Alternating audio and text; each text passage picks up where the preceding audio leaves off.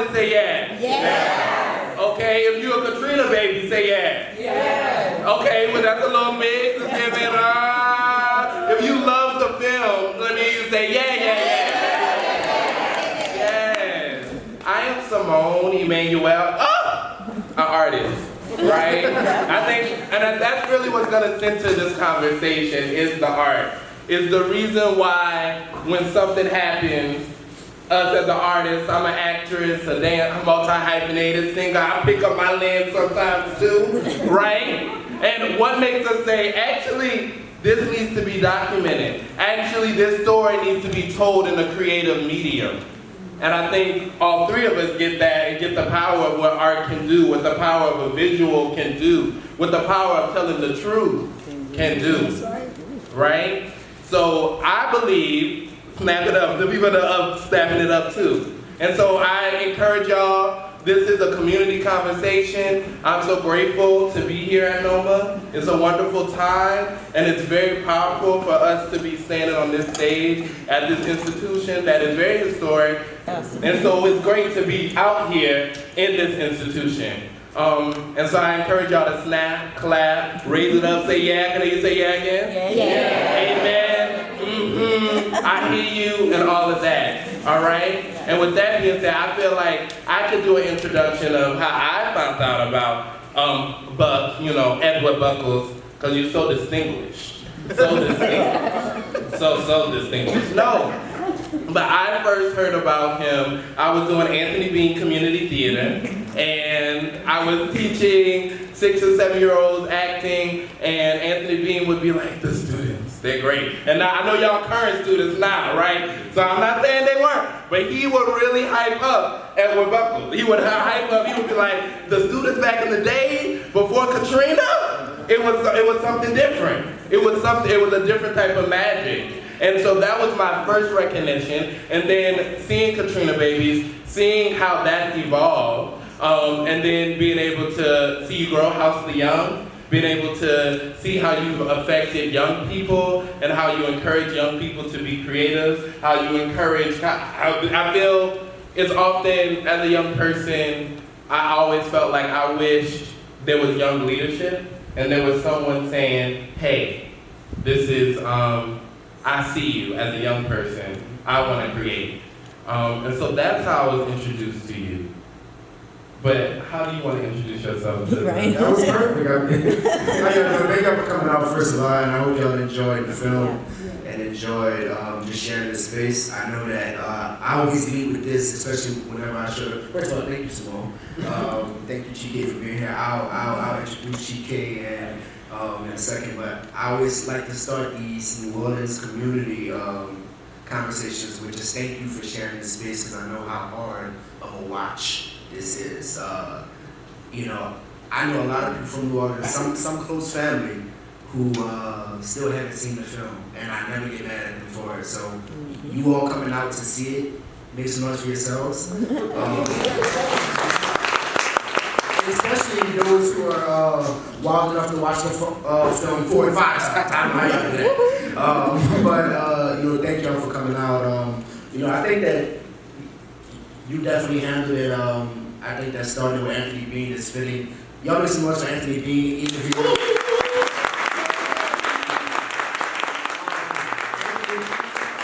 Anthony Bean is how I got started, with all of this. It was actually after Hurricane Katrina, but it was right after Katrina, and maybe like a few years after.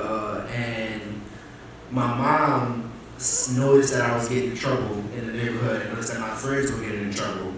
I mean, not just in trouble, but dying and going to jail and stuff like that. So she gave me an ultimatum. And I think that it was a pretty easy decision. She was like, I'm gonna either send your ass to Harry Lee boot camp, or you gonna find something to do. And then I heard about Anthony Bean via Wild Wayne on Q93. So thank you for being here. Thank you for bringing the current students. What's up, y'all? Thank y'all for being here. And thank you for all the And in the spirit of mentorship, I got my brother, my mentor, my friend, everything. But it all started with mentorship, growing up in New Orleans and wanting to be a filmmaker. I didn't really, like have too many people to look at that I can actually reach out and touch and have a conversation with. You know, I was doing my theater thing, but once I got into filmmaking, you know, I heard about this crazy, super forward group called Creative Control TV, and they were just doing like crazy stuff. Like they shot the window seat video with Erykah Badu. They shot Through the Wire by Kanye West, and just all type of Benji and like all type of other crazy forward projects that I think that we're still chasing today. I mean, you know, if you've ever seen Genius on Netflix, yeah, please go check that out. He's the director of that. And wonderful. Yes, and I reached out, and you know, he became my mentor, and really like a big reason that this film is even possible because of the fact that you know, it took me 7 years to make this film, and every year he was checking in to see what was going on with the project, and eventually became the EP, brought over to Time Studios at the same time that his film at that time. So this is my mentor, Chike Ozah. Yeah. One half of that of the duo Cootie and Chike. Y'all listen to Chike. I guess that's our time, y'all. Thank y'all. And that was it. Thank you, ladies and gentlemen. So there, when you start the film, can y'all hear me? I'm like, okay, I'll just be up there. It's the theater in me. I'm like, am I?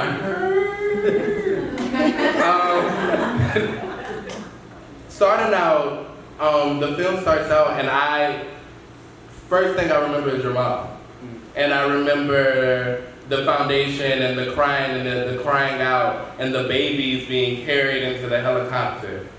Can you talk about, both of you, about your foundation as creative artists and what has founded you, what has carried you, what has been like your helicopter that's brought you out of the water creatively? Yeah, I mean, family and community, you know, identity, being grounded in identity, once upon a time in New Orleans.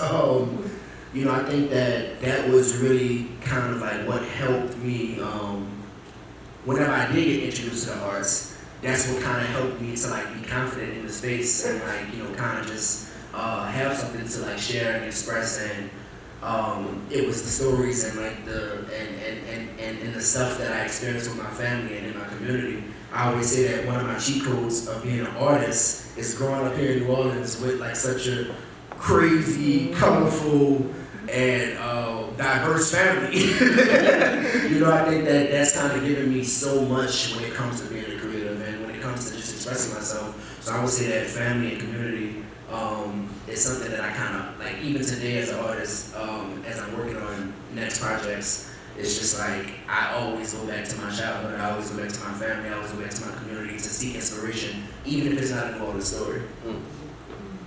I think for me, definitely in line with family. You know, for me, it all started here with my mother and my aunt. I recognize that.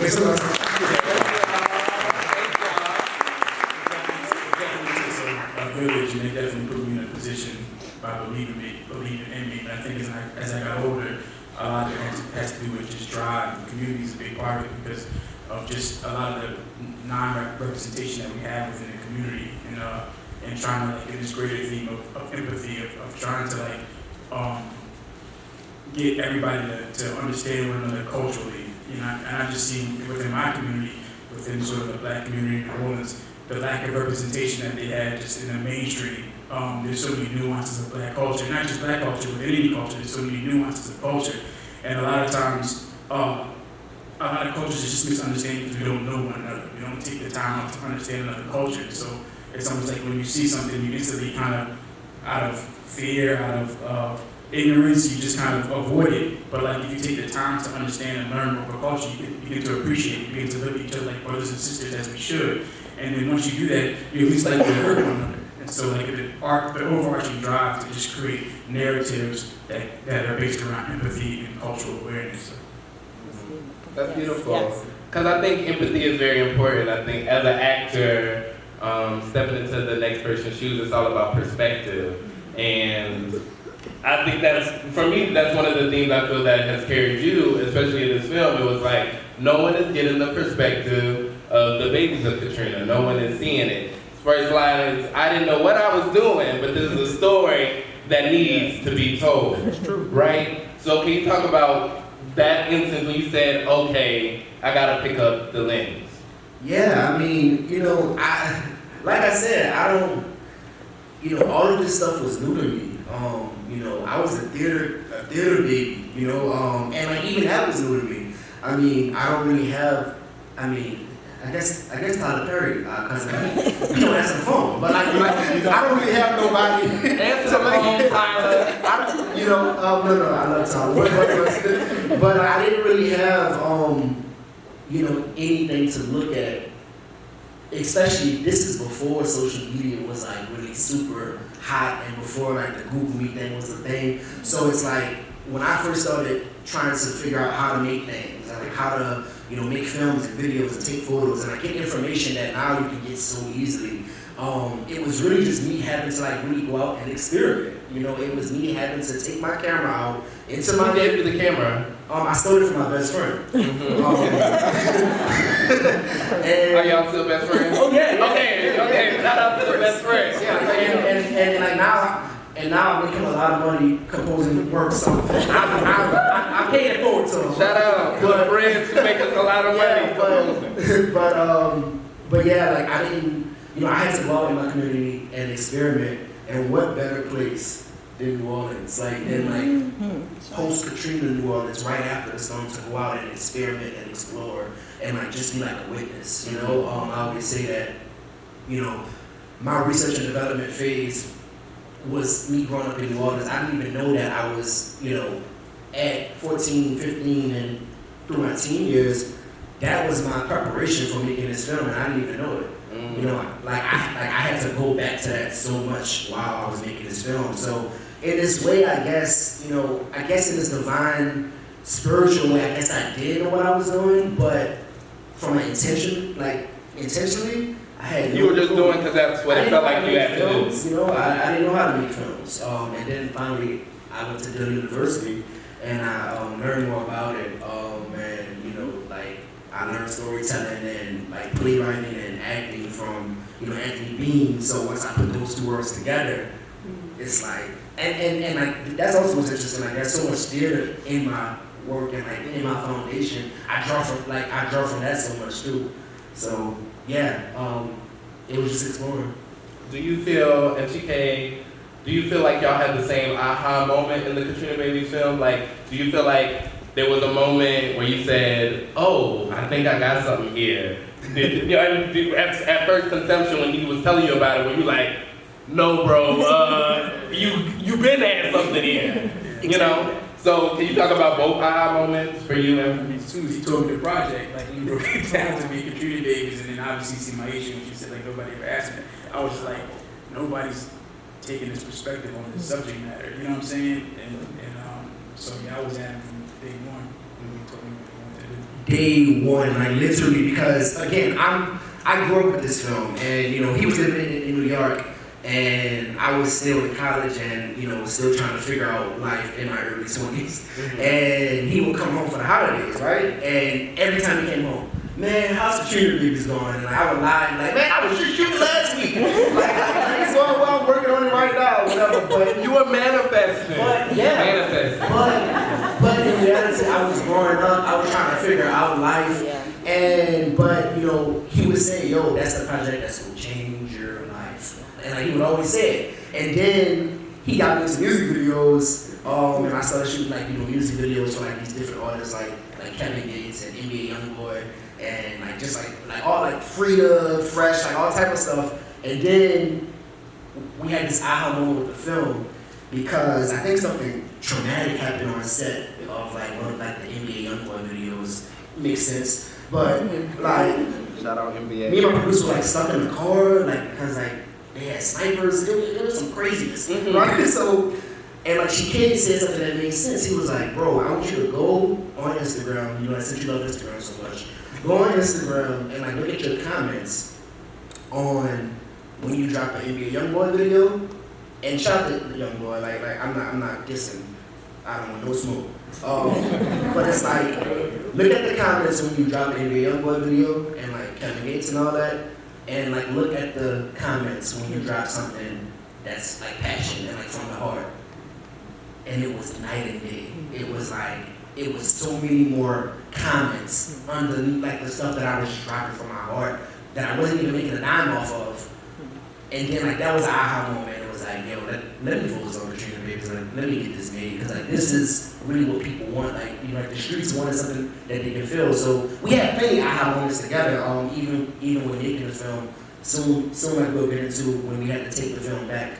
But yeah, go ahead. Get into it. Get into it. But what do you have anything to add to that? No. I mean, I just had the luxury of having been through a lot in the industry already, so I could kind of have the vision to see like what he showed me, what he had to work with. You know what I'm saying? And once I saw he had enough material to get his idea across, and also looking at his work and the way he captures community, the way he captures the lens he puts on Black folks in general, and how he makes us look. It's just like, man, you got, not only are you talented and have a gift, you're like a one-on-one, you capture this in a way of like just how, you know, how Jacob Lawrence captured community within his art. It's just like, he's got that special thing that only he has, and so the world needs to see that, you know what I mean? So. Wait, yo, sorry, I gotta say this. Because he said this on a pitch one day, and I was like, who is this dude talking to these people like that? Like, we were on a pitch, I think it was with CNN. It was like the first pitch that we did for Katrina Babies. And like, he told these producers, y'all would be stupid to pass on because it's like passing on like a Jacob Lawrence piece. It's like, no, matter of fact, no. It was both, but like. You repeated it. She had, okay, so. She had a piece behind her. The producer had a really like prestigious art piece behind her, like on the Zoom call. This dude points at the Zoom call, at the picture and said, "This is like collecting that." Like, man, make some noise for your friends. Okay. Like, if you got somebody that raps for you like that, let me you say yeah. If you need you a friend that raps for you like that, let me you say yeah. Is that real? But it taught me something. Like, because like, you know, again, like, I was sort of trying to find, I'm not saying that I didn't understand the value in like Katrina Babies, but sometimes you have imposter syndrome when you get on these calls and everybody's so serious and this is a project that like you started in college. So when he told like the producers like, yo, like buying into this film is like buying into a Basquiat, like buying into like, I'm like, oh, this is how we can talk to them? And I've been talking to them like that ever since. Okay. At what point is it, because I feel like I'm in my mid-20s right now, and you said the early 20s is a lot of confusion of figuring out what you're doing, how you want to do it. Were your 20s like that too? 100%. 100%, so that's the thing. So I'm doing okay. We're doing all right. But my young girls out here, we doing all right. That's what they say. I mean, like you're doing this, so I mean, you definitely doing all right. You're an institution, like you know, like I think it. But it's because seeing you. When I saw the Genius documentary, I said genius, literally, because of the perspective. Perspective is so important. As an actress, I'm always thinking, if I look at your story and you say something, I may see it and I'm gonna be very empathetic towards you because I'm like, Mama, I know you've been through it, but you could have that same situation and I talk to you, and I'm gonna say, oh my goodness, I really empathize with you as well. Perspective is very important, and you shifted the perspective so often. So can you talk about? You said you started in college. How did you get to this? How did it get to becoming almost 2 years of an anniversary? Yeah, I mean, so, hey Percy, so, you know, look at Percy to me, right here. Oh, okay. We were all Anthony being kids, y'all, so, but, you know, we, you know, like, once I actually got, you know, I was serious from day one about this project.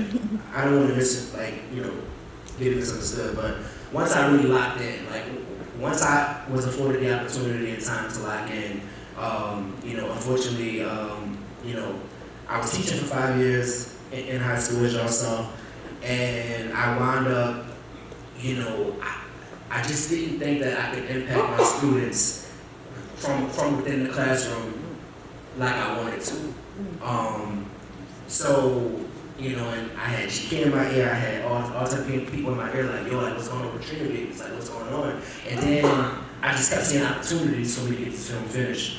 So I wound up leaving teaching, and it broke my heart, but I was like, yo, I'm gonna finish Katrina Babies. And my students would tell me, because every year, on the first day of school, I would show my students where Katrina Babies was, right? And like, they would give me honest, like, they would give me like the most honest feedback. You know, like working with students was so like rewarding, because they really pushed me out of that classroom and said, bro, go finish this film.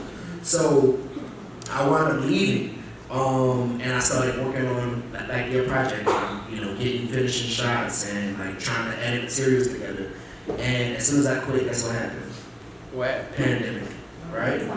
Pandemic hit, and you know, I never forget, I was standing like in a night ward, and like Chike called me, and I'm trying to figure out what's going on. I had just filed for unemployment, and like my mom had to make me do it because I had so much pride. I was like, nah, like I'm too popular in these streets. Like, but and like Chike calls me. It's like the third week of COVID, like pandemic, and like he's like, yo, well, first of all, he told me that he had mentioned Katrina Babies at the time like years ago, because he was working on Genius with Time, Time magazine, and he was like, yo, we finishing up Genius, and like I just mentioned your film to them again, and they are interested and they want to meet you. Can you have materials ready by like next week?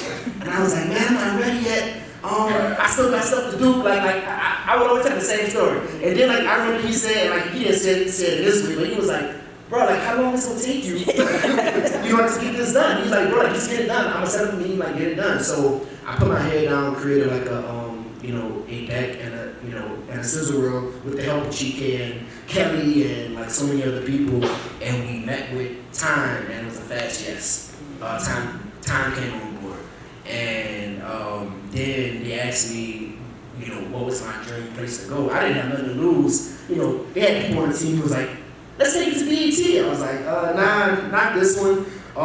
Like I just don't see this playing next to Baby Boy, but like, Oh my goodness! No, You just see the Tyrese oh my interview? God, he snapped. He snapped. He left some bars. Tyrese was. I love BET. fan. I love Tyrese and I love Baby Boy. Yes. I didn't want to, like Katrina Babies to come on after it. Like, We still love the Tyrese and BET. yeah, but you know, I was on HBO, and then you know, our producer Audrey Rosenberg, she had a relationship, and I had just wrote HBO on my vision board. But I didn't think it was gonna happen. We met with HBO.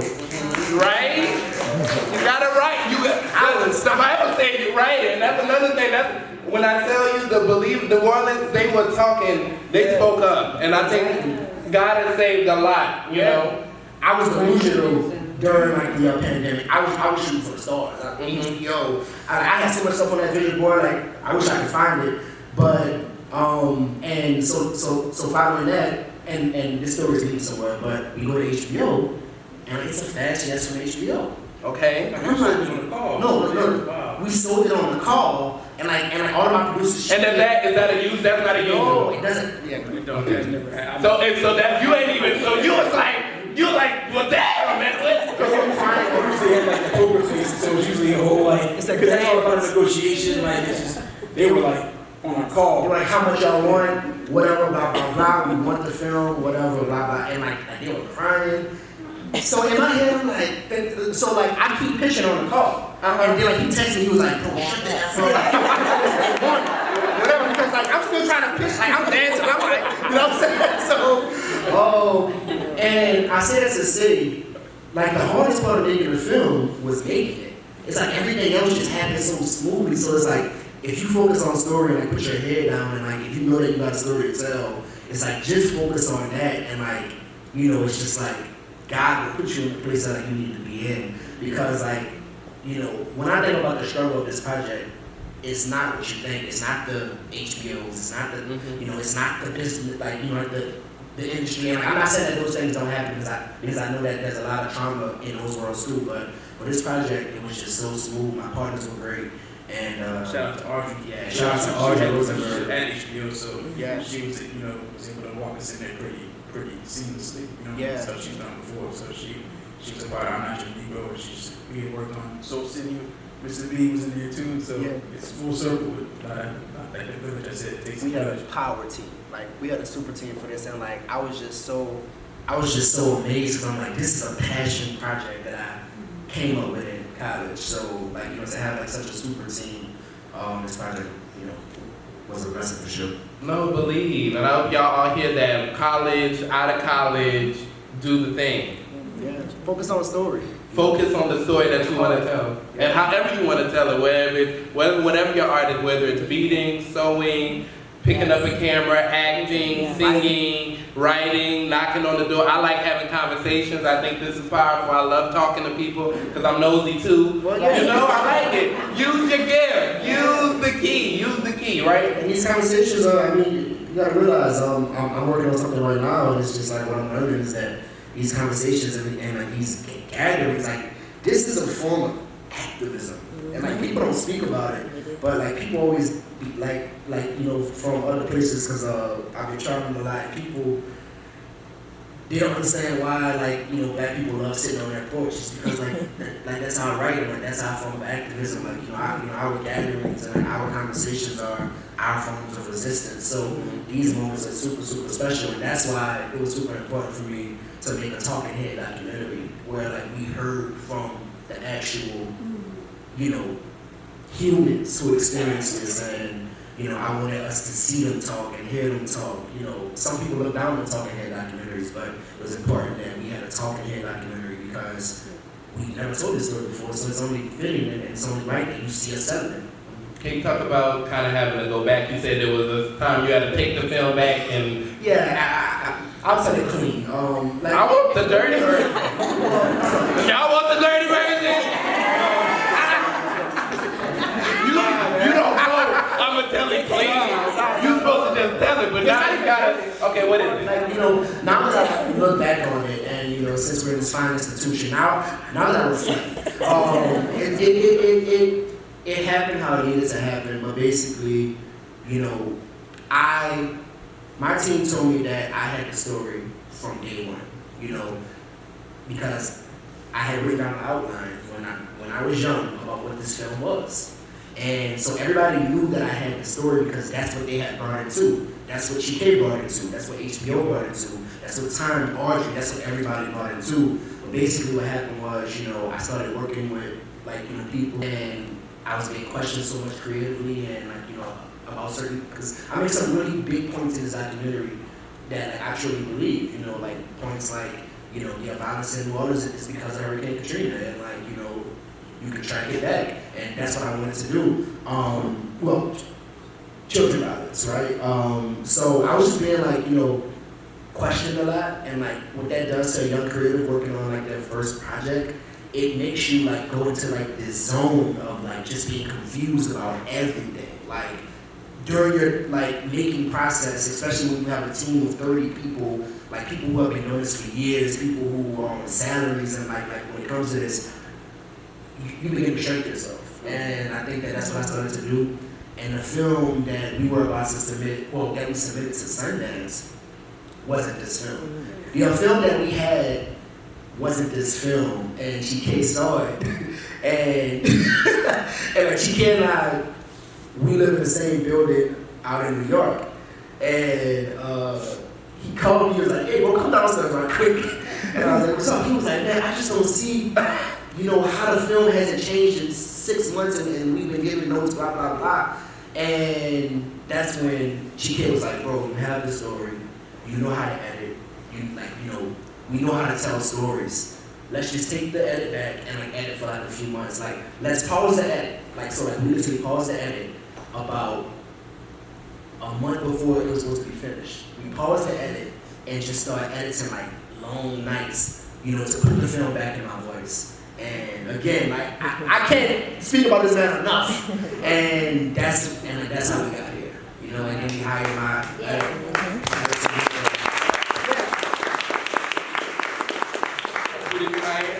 we got hired a editor that Chike and I have been looking at for a long time. His name is Luke Clement, and he's just like a really dope editor. And like once we cut the film and got it back in my voice, he just came on and like went crazy like in like 2 months, and we got it ready for Tribeca. But the point of that story is not to throw nobody underneath the bus, the point of that story is that sometimes, like, when it's your first time making something, you know, and like especially when you're in these new big spaces that like, you know, you don't often, you don't feel comfortable in at first. I think that you can shrink yourself and like you forget your bottom line and like forget, you know, a story that was always inside of you. And like you can't do that in New Orleans. Like I cannot make a bad New Orleans story. It's a lot of pressure.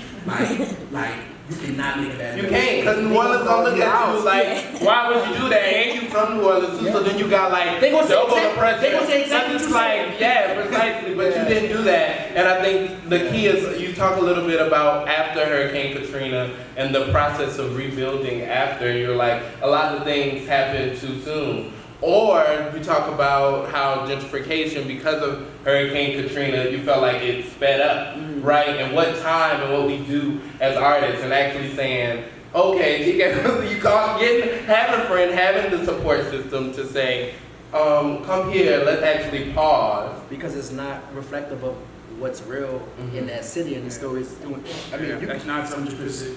I get back to what I said earlier about the nuances within culture, every culture, not just our culture, but he definitely was telling a specific story about black culture within the community. But we all know the complexities of black culture within the world and the nuances from just like wards to wards, from the east to the, it's just different, dialects are different, everything. And so unless you understand the intricacies of that, you can't put that down to it. So he's working with people that aren't even from New Orleans, that have their hands involved. And sometimes like, you know what, let's take this back and get it to where it's foolproof, to where like everybody can kind of see it, because it's too broad right now, and if they don't understand that, they'll never understand some of these correlations we're trying to make until we put it together to where they can see it. And so that that's all we have to do. You know what I'm saying? And sometimes you don't have to do that, but when you're dealing with something that's so intricate like that and has these nuances, you have to like only you sometimes know them, and you have to get in a position where everybody can then be like, oh, okay, I see what you're trying to do. You know what I mean? So. And like it's just the process of making like New Orleans narratives. Being, I'm sure that you experienced this writing. I mean, you know, 504 and like all the other like New Orleans stories that like you tell. You like, I'm sure that when you're writing, I'm sure that you're at a place now where like you know like you're good and like you thinking about it in a way where like you know like you're confident. But I know that you always got the kid, like you always got the community and like your audience in mind. Like you know almost like okay, like what would they think or feel? You know, and like. I think that that's one of the blessings, but also one of the intimidations of making things about. Yeah, well, you said you had a little bit of an imposter, and I know we talked earlier about kind of how there was a cut of the film where actually your story wasn't kind of the main theme per se, and carrying us through, because I mean, you experienced one of the main things you talk about is the violence, right? And you talk about that on firsthand experience. Was there? I know for me personally, Katrina, I was 7 when Katrina happened, and I went to like Baton Rouge, Prairieville, and like, I felt like my story wasn't sad enough because I knew there was, you go out and you interview and you hear your friends and they're like, I was on the roof and I was like, I didn't have no lights for a week, but like, I wasn't on the roof, okay? So I wasn't, you know, I'm a Katrina baby and there was history and all of that. It's real, but we have different experiences. Was that part of the imposter syndrome? You hit it right on the nose. I mean, that's survivor's guilt, right? Yes. There's this level of like survivor's guilt. And, you know, it's interesting because in this very interesting way, I was doing like a lot of, like, as I was making this film, like throughout the entire 7 years, I was doing like, a lot of, and like, it might sound weird or maybe it doesn't, but I was doing like, a lot of research on the Holocaust. And all of these terms that were coined during the Holocaust. So it's like, you know, I believe that like survivor's guilt was like named and coined during the Holocaust. Intergenerational trauma was coined during the Holocaust. It's like these ideas that I survived this horrible thing, right? And you know, especially in New Orleans when people were bragging, like you know, like I had friends that would tell me, boy, you wasn't even in that water, you know, and like it was a real thing, you know, like people still say that, you know, and like I think that because I evacuated and because like I had family who stayed behind, who was impacted totally different than my family, well, no, than me and my immediate family, it's like that stuff that can split a family, you know, like So it was this level of like survival skill that kind of kept me out, out of the way of being inside of this film. It took me seven years to make the film. I wasn't in the film until year 5.5. Like, so everything was made, and then it was when I made that sample reel, and I needed someone to narrate it. And I had to move so fast so that I could get the material to Chike in time that I couldn't really, because like at first my idea was to have all of the Katrina Babies narrated, right? That was the idea. Which would have been a great idea. Yeah, right? And they still kind of do that, right? They do. But because I was on a time crunch, I was like, you know what, let me just sub these lines. And like, I grabbed my iPhone and I just saved the lines throughout the sample reel. And I sent it, and it was like, damn. It was like, bro, that's the voice. Like, and so you just grabbed your little iPhone in your pocket, and you didn't put the big camera up. You just said the sample's through. I gotta do it, and you just did it. I'm just saying that sometimes there was barely any big cameras in this. Like like we kept a very small footprint. One intentionally, and then also because like I had no money. So, but and now you got a little money? No. I'm just saying you got that's broke, and you have. No, I'm saying now. You're today now. Budgets. Okay. You don't want to tell the people. No, but so, and like that was when I put myself in the film, and like I'm glad that I did. I'm glad that I got out of this film's way, because everybody kept telling me from day one, your story needs to be in this. You making a film needs to be a story in this. Your story needs to be a character. And I just didn't want to do that because I was like, my story doesn't deserve to sit next to, and I still feel that way in a way, like I still feel like what Kelvin, what Maisha, and like what certain people went through. It's just like, I came back and my house was still standing, like I didn't lose anything. I mean, I lost my family, so boom, that was the moment that it hit me. Right there, like that's what hit me too. My mom and dad went through a divorce after the Katrina, and that's really that was really my testimony. But that was the moment that it hit me. Okay, now it's looking what happened. I was in New York and I was looking at footage, and my mom had like, shout out to black moms because like they just be finding stuff. Oh, she just found. If you got a black mom, let's say yeah. She just like found this crazy bag of archival pictures of my family and tapes and videos. She had this one Muhammad Ali picture that was signed by Ali and Farrakhan, just sitting at the bottom of a bag. And I'm like, Mom, like, what's up with you? So she was like, yeah, like, you can use it. So I got my archive producer, and my archive, and my mom, like, my mom brought it to New York because, like, we didn't put it in the mail. My archive producer started scanning everything. So I started watching this footage, and we were, I think, about to start editing. We hadn't started editing yet. And I'm watching this footage, and like it was something that was just simple. Like I think it was my family dancing at my cousin's wedding. And I just broke down and started crying.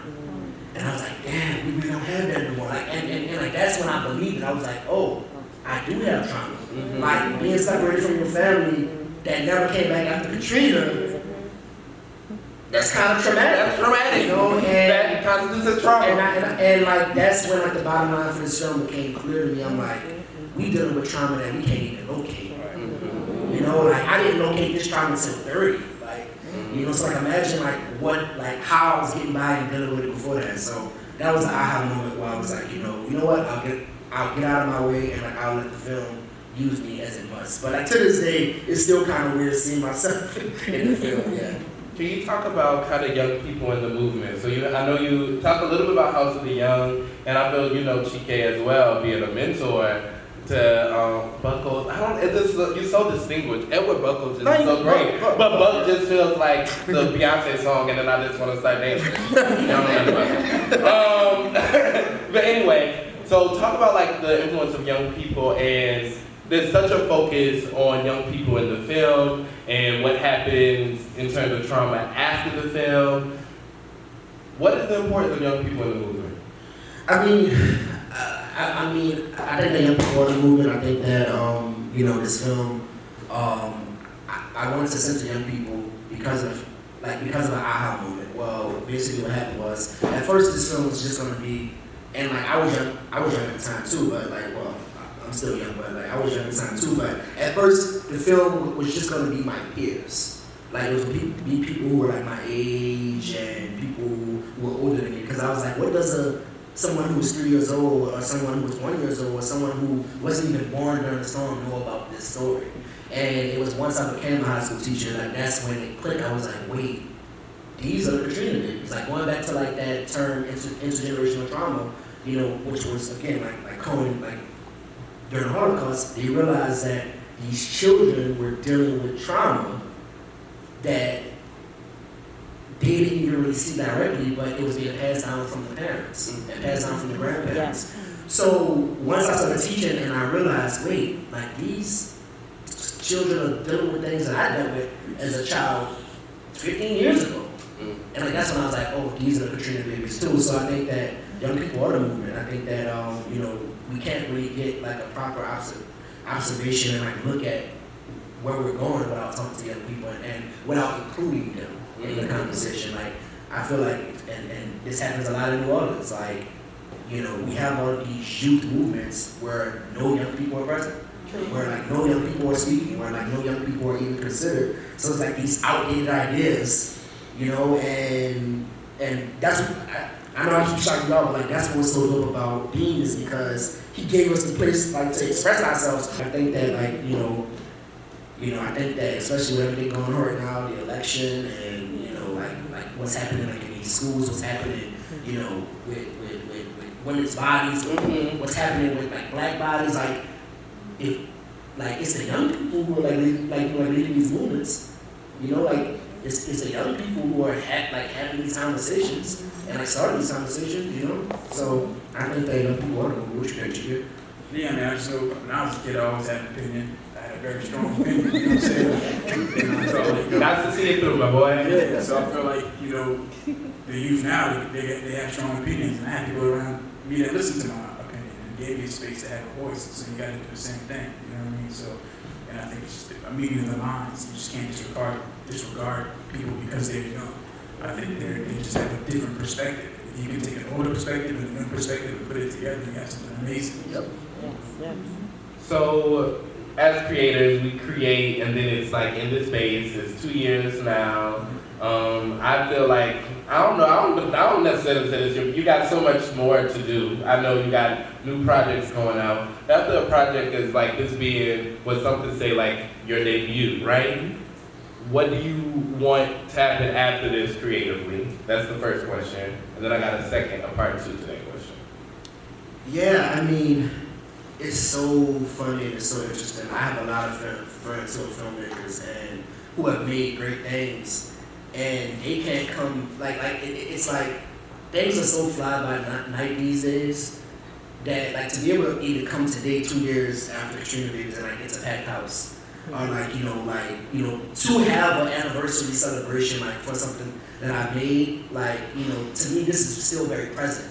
So like, you know, I definitely want to just say that it's like this film is still doing its thing, it's still on its run.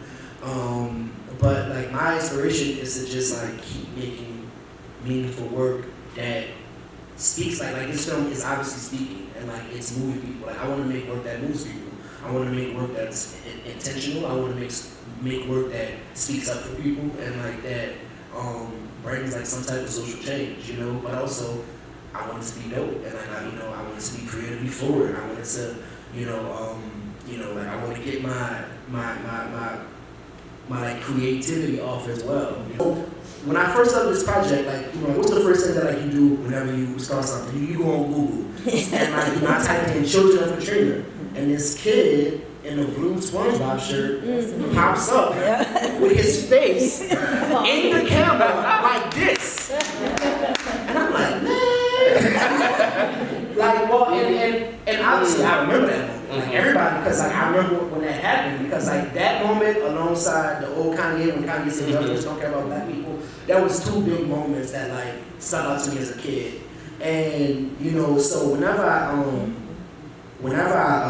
started that and I, you know, whenever I was reminded about Ariana, you know, I went on Facebook, I was like, yo, does anybody know this kid? And people started tagging her, and like that's when she was like, it's me, you wanna talk? Whatever. And like we wound up just having like a conversation, and like we did 2 interviews. And you know, I just felt honored being able to interview her, like, because it's just like, she did exactly what the goal of this film is to do, which is to bring accountability, bring awareness, and bring, you know, just like I said, humanizing to those people that like you saw in the streets during Hurricane Katrina, those black people that you saw in the streets during Hurricane Katrina. Because like most people only saw that piece that I got in the film, but I watched like hours of Ariana as a kid, like being followed by cameras. Like, you know, Ariana hosted the Emmys with the kid from Everybody Hates Chris. I gotta stop calling him that because like now he's in Abbott Elementary. Yeah. What's his name? The actor. Tyler James. Yeah, Tyler. Yeah. I still call him the kid from Everybody Hates Chris. But like, you know, Ariana posted like the Emmys with that kid and like just did all type of stuff. And as I learned this stuff, I was like, I would be honored to have Ariana in this you know, this film for sure. Beautiful. Anything you want to say about creativity? I mean, I think one thing I would say is, because I think it's really impressive with what did, and it's something I think anybody should do towards anything that they're passionate about. This covers no matter whether you're young or whether you're older, anything you have that you want to like bring to life, it just might seem like larger than life. He said one thing in the film where like he didn't know what he was doing. He was passionate about something, he had an urge, and he just started filming. It's like he just took a small step, whatever he had around him, this little high camera he had, and he started filming. And nothing. When the one thing I was adamant about just keep on reaching out to him and like checking him on his films, because like I know that nobody's gonna give you an opportunity. You're not gonna get this like gift or present opened up and it's opportunity. Like no, like you're gonna have to create your opportunity. And what he did was he started creating his opportunity, and it just got bigger and bigger and bigger until he totally on his own created the thing for himself. You know what I'm saying? Which became an IP, which also became something that other people could heal from. It became something that was so impactful. But it's like nobody's gonna be as passionate about it as yourself. You have to put the energy into it every single day. You know what I'm saying? But if you do that to anything you care about, it'll come to fruition at the highest level. You know what I mean? So that's one thing I think this project is a testament to. So. Yes, I love it. Okay, I have one more question, and I'm gonna open it up to the audience for questions. Lastly, so I talked about creatively maybe what you'd want after this story. So we know, and if you don't know, New Orleans is going underwater, y'all. New Orleans is drowning. Climate change, all of that stuff is real. The effects of another storm or what can happen is not a matter of how, but it's like when it's gonna happen. And so we tell this story now. What is the call? What is the call to action, if you will? I mean, that's a loaded question, but I mean, that's kind of what my, you know, future work, like has in store. I mean, but like to me, like the answer is preservation. You know, like I think that, and like I'm sad that I can't be there, but like this young filmmaker, Melanie, she showed a film that like she did on me and like the importance of preserving tonight, right now. And it's just like, we have to like get serious and like intentional about preserving, because we've seen what it was like to lose something. So we just gotta get serious about that, and like that's how I answer that question, like just preservation. And like whatever that looks like for you, like people think that like preservation is just cameras and like, you know, writing things down and putting them in this golden box and like whatever. But like preservation is like writing down like your grandmother's recipes and like, you know, your mom's recipes and like your dad's like whatever. And like it's also continue to talk. It's also having, hey, you heard about this. These are all forms of preservation, because how many people in here are like not from here and like don't live here? Anybody? Ooh, just Like, like, hey, like, don't be ashamed. Yeah, you better. But it's like these are forms of preservation, because like these stories that we're telling, you know, I'm sure that y'all are gonna go to wherever y'all are from and tell these stories. You know, like whenever we watch these history documentaries and like you got people who were just witnesses, like, you know, so like I like preservation. Yeah. Preservation. What I call us all to do is continue to have radical conversation. continue to talk with each other, continue to share this film, continue to create if you are an artist. Do what you do. Just do it. If you have the instinct, follow your instinct. And if it's wrong, you'll get a Chike, and Chike will say, come on back, bring it on back. Okay, your mama, your dad. It's never wrong. And It's work. It's Amen. never wrong, it's work. I mean, you know, like, even like things that like don't work. Mhm. You know, Process.